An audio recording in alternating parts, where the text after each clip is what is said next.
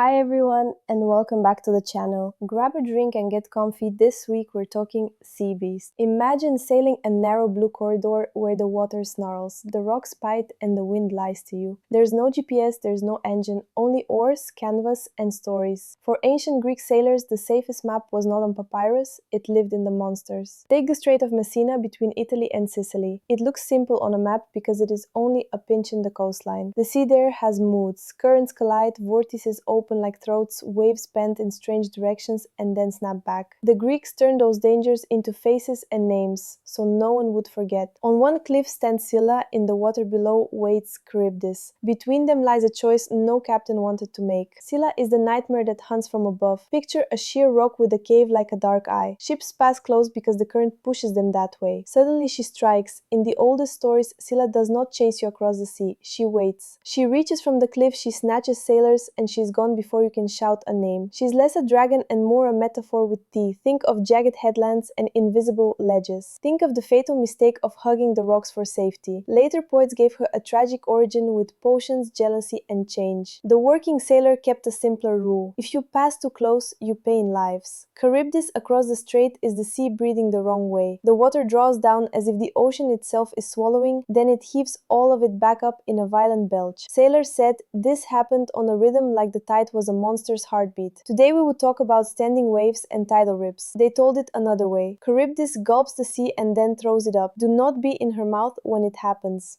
Odysseus sails through and makes the kind of choice leaders still hate.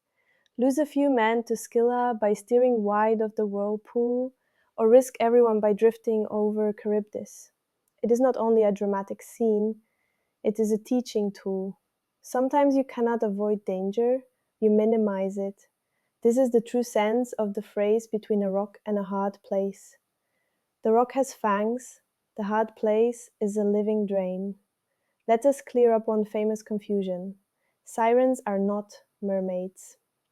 In the oldest Greek versions, they are bird women, they perch on rocks, they are terrifying in a different way. They do not drown you with claws, they drown you with knowledge you cannot resist. They sing truths, they promise answers. If you sail close to hear everything, you will never sail away again. Odysseus does not fight them with a spear, he fights them with earplugs and with a plan. This is not sea life horror, this is a warning about curiosity without caution. Open the bestiary and meet some creatures the internet often forgets, yet ancient audiences knew well. First comes the Cetus, also called Cetus. Think of it as the Greek default setting for big sea monster. When Queen Cassiopeia bragged that her daughter Andromeda was more beautiful than the sea nymphs, the gods sent a Cetus to smash the coast. The solution was political theater. The city chained the princess to a rock as a sacrifice, so the monster would stop ruining their shores and their image. Perseus arrived with a flying horse and with the head of Medusa. He turned the Cetus to stone. This is not a biology lesson, it is a message about pride, public image, and a hero solving a civic crisis with mythic tools. Another Cetus appears at Troy as part of a bargain gone wrong. Heracles destroys that one with overwhelming force. Meet the Telchines. They are the strangest mix of artisan and ocean goblin you have never heard of. They belong to Rhodes and sometimes to Chaea. They are craftsmen of the sea and are said to have worked metal for the gods. Then the rumor mill begins. They curse with their art. They control weather. They are too good at what they do. The gods erase them. Maybe they are slandered inventors. Maybe they are sea witches. It depends on who tells the story. Either way, they are a mythic memory of how technology can look like sorcery when people do not understand it. They also show how societies sometimes destroy what they fear. Now meet the ichthyocentaurs. Yes, these are fish centaurs. Imagine a centaur and then give it a fish tail. Two of them have names. One is Bythos, which means depth. One is Aphoros, which means foam. You can see them on Roman mosaics. They haul conch shells, they guide sea chariots, they sometimes escort Aphrodite when she rises from the waves. They are not horror. They are heralds. They act like the staff and the logistics team of the ocean court. They know the routes that no map shows. Let us get monstrous again. Somewhere in the chain of sailor reports swims the Scolopendra. A writer of wonders describes it. It has an enormous body and many limbs, and a tail like a crustacean, and even hairy nostrils. It is a checklist of the unknown. With a little imagination, you can see how a whale rolling sideways, or an oarfish undulating, or a mat of kelp riding a current could add up to one monster in the retelling. The lesson is not that ancient sailors were gullible. The lesson is that they did not have underwater cameras. The sea gave them fragments. Human fantasy stitched those fragments together. Now listen for Triton. This is not the later crown-wearing king. This is the original messenger of the sea. He has a man's torso, and a fish tail, and a conch shell that works like a horn for gods. He is not just decoration. In old stories, the sound of that shell changes the sea state. Calm becomes storm, storm becomes calm, sound travels across water and authority matters.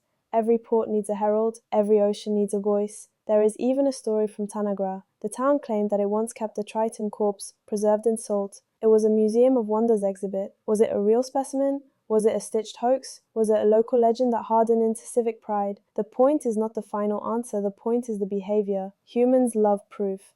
We love to bottle the unbelievable and put it on a shelf. The sea rarely cooperates. Remember one more forgotten name. Neretes is a beautiful sea youth in some late tales. He is loved by gods. He is punished and transformed. Sometimes he becomes a shell. Sometimes he is pushed into anonymity under the waves. Why tell his story? Not every sea story is a fight. Some stories are about belonging. Some are about refusing to leave home. Some are about the price of saying no to power. The ocean is not only danger, it is also identity. If these monsters feel inconsistent, you are sensing the truth about the sea. Some are terrifying, some are noble, some are simply strange. Greek myth gives the sea a family tree. Many of these creatures are children of Phorcys and Cetus. These old sea powers work like a label that reads, "Here be hazards." Group the Gorgons, the Grey Sisters, and maybe Scylla, and you get a rough taxonomy of risk. It is not a zoology chart, it is a survival manual written in characters you can remember when the sky is dark and the shoreline is only a rumor. Look again at Scylla and Charybdis with that in mind. They are not pushing you to believe in fanged cliffs and hunger drains. They are teaching you how to steer. Do not flirt with the rocks just to avoid the whirlpool because you could lose everything. Do not shoot straight across the chaos and hope because that gamble can take your ship whole. Trim your sails. Accept a small loss to avoid a total loss. Leaders repeat this lesson in boardrooms with graphs. Sailors learned it with bleeding hands and with myths worth listening to. Think again about the sirens. The warning still stands. Not every danger wears a monster face. Some dangers sound like the perfect answer to your deepest question. How do you survive that? Use wax, use ropes, ask friends to tie you to the mast, because you asked them to when you were thinking clearly.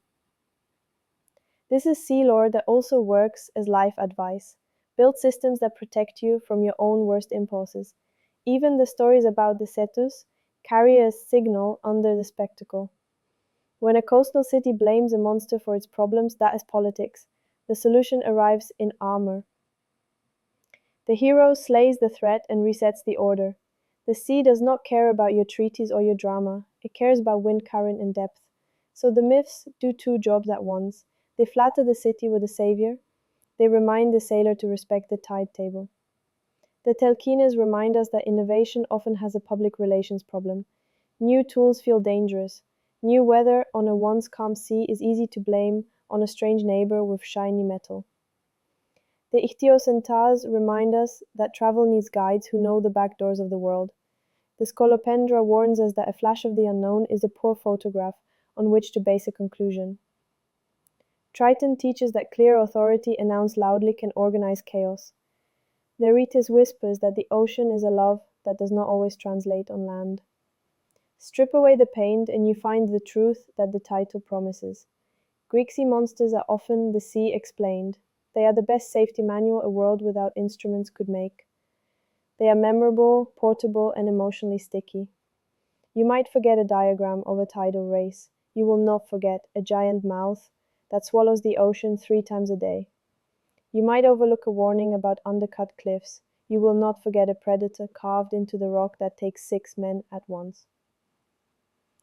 So the next time someone uses the phrase between Scylla and Charybdis, do not hear only tough spot. See the strait. Hear the boom of water where current collide. Feel the tiller jerk in your hands. Choose the risk that does not sink you. Remember that, in a world without radar, storytelling was navigation. The monsters gave the sea a face, and the sailors learned to read it.